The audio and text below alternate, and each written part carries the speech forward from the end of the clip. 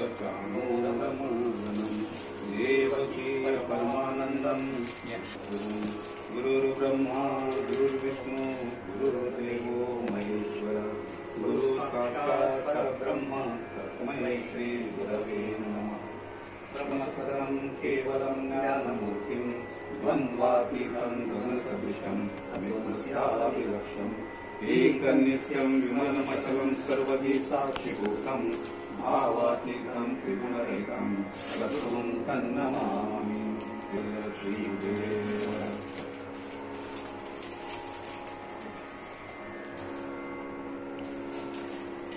शिवं भवतु शिवं भवतु।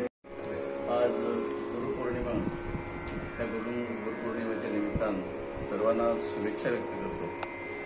आणि खरं म्हणजे आजच्या या शुभदिनी मी माझं भाग्य समजतो की माझे दोघेही गुरुजी म्हणजे अभिमानानं एक सांगू इच्छितो, कारण सरांना सुद्धा उल्लेख केला ते म्हणजे ज्यांच्यानी ही मूर्ती घडवली, ज्यांच्यामुळे मी इथपर्यंत पोहोचलो। कारण सरांना माहीत आहे एकदम गरीब घराण्यातून मी म्हणजे सगळं सांगण्याची गरज नाही, एकदम गरीबातले गरीब कुटुंबातून वर आलेला माणूस, पण खरी साथ दिली माझ्या दोन्ही गुरुजनांनी, ज्याच्यामुळे 5वी ते SSC तुमच्या इथं गावात विद्याप्रसार हायस्कूलमध्ये शिकलो। त्याच्यानंतर पुढचं शिक्षण घेता घेता मला वाटतं देवानं नशिबात लिहिलं होतं की राजकारणाच्या माध्यमातून जनतेची काही ना काहीतरी थोडी सेवा व्हावी, पण हे सगळं घडलं फक्त त्या दोघे माझे जे गुरुजी आहेत त्यांच्या आशीर्वादानं।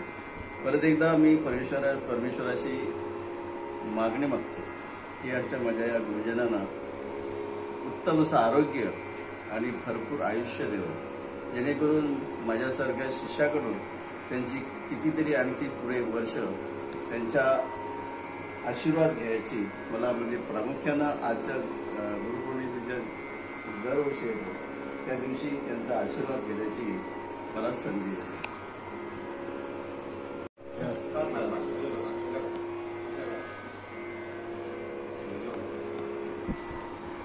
आज गुरुपौर्णिमा आहे आणि या गुरुपौर्णिमेच्या निमित्तानं आपले गुरु, आपल्या गुरूंचं या ठिकाणी त्यांनी मुद्दाम आठवण करून आपल्या गुरूंचं या ठिकाणी पूजन करण्यासाठी म्हणून स्वतः या ठिकाणी द्यायला सोपे आलेले आहेत। ते चांगले सत्शिष्य आहेत किंवा शिष्योत्तम आपण त्याला म्हणतो तसं।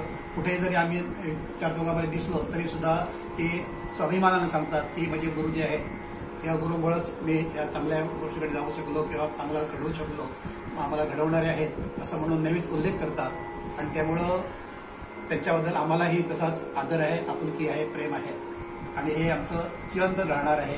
न कधीही अटूट अशा प्रकारचं आमचं हे गुरुशिष्याचं नातं आहे।